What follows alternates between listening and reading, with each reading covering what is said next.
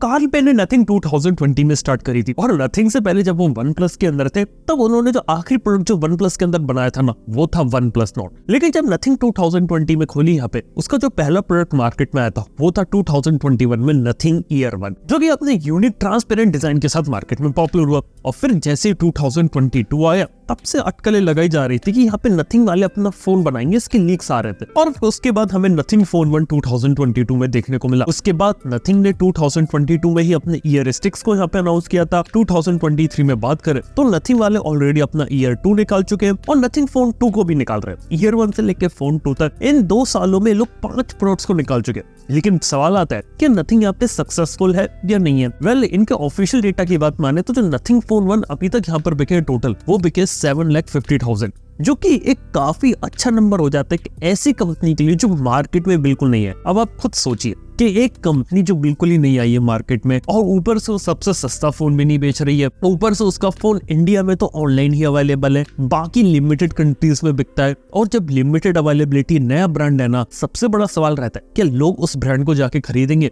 और ये चीज नथिंग ने यहाँ पे पुल ऑफ कर ली। कम से कम मेन स्ट्रीम जनता तक वो पहुंच गया और आज के समय में नथिंग का जो नाम है ना, कम से कम लोगों को तो यहाँ पे पता चल गया है। भले ही लोग प्रोडक्ट खरीदे ना खरीदे, लेकिन नथिंग कंपनी के बारे में तो लोगों को यहाँ पे पता है। लेकिन सवाल आता है कि नथिंग यहाँ पे फोन बिजनेस में क्यों? क्योंकि आज के समय में जहाँ हर दूसरी कंपनी मोबाइल फोन के बिजनेस में स्ट्रगल कर रही है। यहाँ पर मैं सभी कंपनीज की बात कर सकता हूँ, चाइनीज ले लो चाहे नॉन चाइनीज। स्मार्टफोन बिजनेस अब उतना ज्यादा ल्यूक्रेटिव रहा नहीं जैसा पहले हुआ करता था। और काफी सारी कंपनी जहाँ पहले काफी ज्यादा फोन बेचा करती थी और वो पहले से कम फोन बेच रही है। लेकिन उसके बावजूद भी नथिंग ने यहाँ पे सिर्फ मोबाइल फोन के बिजनेस में क्यों काम किया और क्या वो मोबाइल फोन के बिजनेस में लंबे समय तक टिक सकती है? मैं एक बात बता देना चाहूंगा, कार्ल पे का जो बैकग्राउंड है ना, उसने उसकी काफी हेल्प करी है। कार्ल पे वन प्लस से निकले और वन प्लस से वो अपनी काफी सारी टीम को नथिंग के अंदर ले आए, जिससे बेनिफिट ये हुआ कि उनकी टीम को पता है कि वो फोन कैसे बनाया जाए जो फोन मार्केट में बिके। क्योंकि कंपनियां बहुत सारी मोबाइल फोन्स को तो बना लेती है, लेकिन एक ऐसा फोन बनाना जो बिके मार्केट में,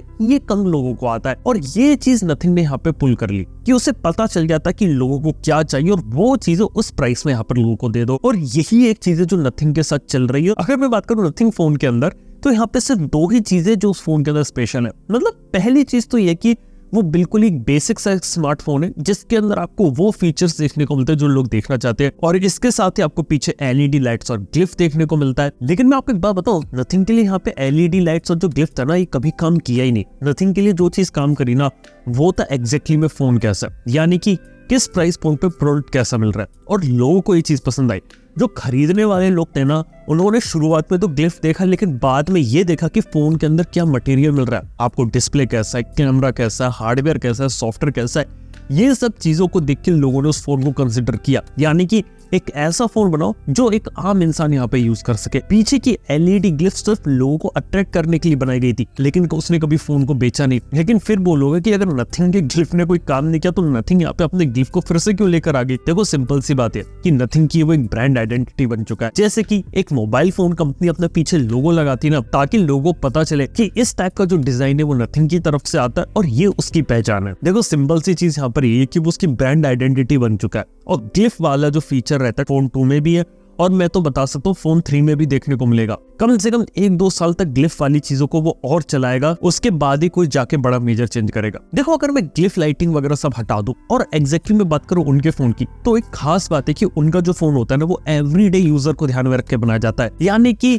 उनके फोन के अंदर कभी मत देखना कि वो हमेशा किसी एक पर्टिकुलर चीज पे ज्यादा फोकस कर रहे हैं। यानी कि एक ऐसा फोन है जिसे कोई भी यहाँ पर ले सकता है और उसके जो काम होते हैं वो यहाँ पे हो जाएंगे। ये बिल्कुल वैसे ही जैसे एप्पल और सैमसंग करती है।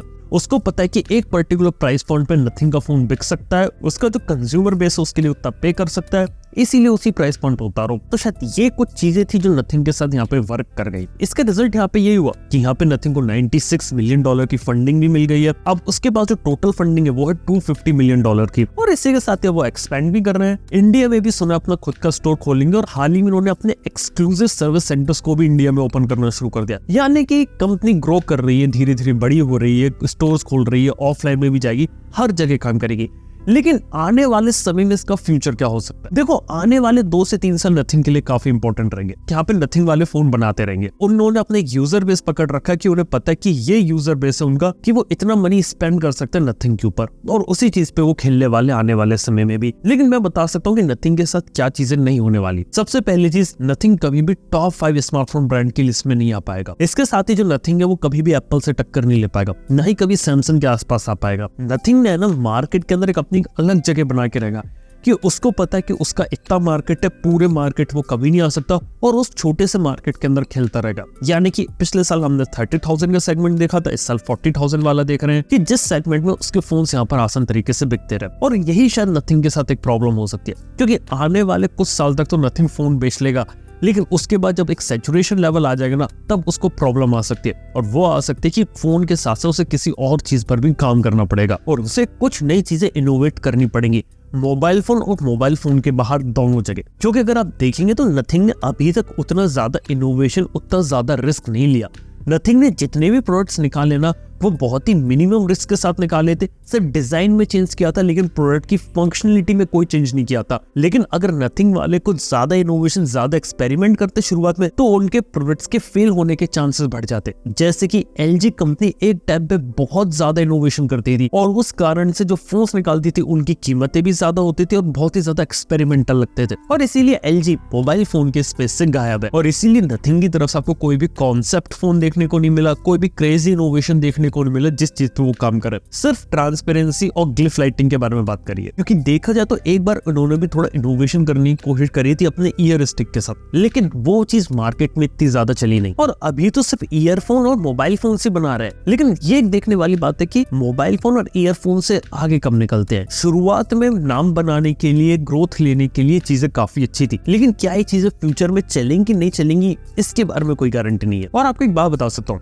जो मेजोरिटी स्टार्टअप्स यहाँ पे शुरू होते हैं ना, वो पहले अपने 5 साल के अंदर ही बंद हो जाते हैं। लेकिन देखने वाली बात होगी नथिंग के साथ यहाँ पे क्या होता है। बाय द वे, आप लोगों को नथिंग का फ्यूचर यहाँ पे क्या लगता है, ये बात नीचे कमेंट बताना ना भूलना। थैंक यू आपको वीडियो देखने के लिए। मैं आपसे मिलता हूं नेक्स्ट वन के अंदर। Good bye.